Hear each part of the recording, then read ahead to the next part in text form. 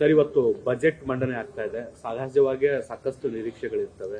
ರಾಜ್ಯದ ಎಕ್ಸ್ಪೆಕ್ಟೇಷನ್ಸ್ ಕೂಡ ಜಾಸ್ತಿ ಇದಾವೆ.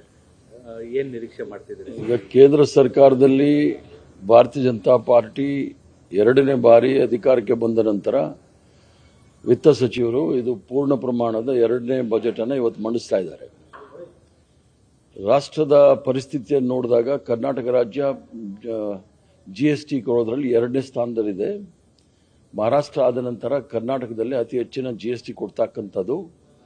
ಹೋದ ಬಾರಿಯೂ ಸಹ ನಮಗೆ ಬರಬೇಕಾದಂತಹ ನಮ್ಮ ಪಾಲು ಸಂಪೂರ್ಣವಾಗಿ ಬಂದಿರಲಿಲ್ಲ.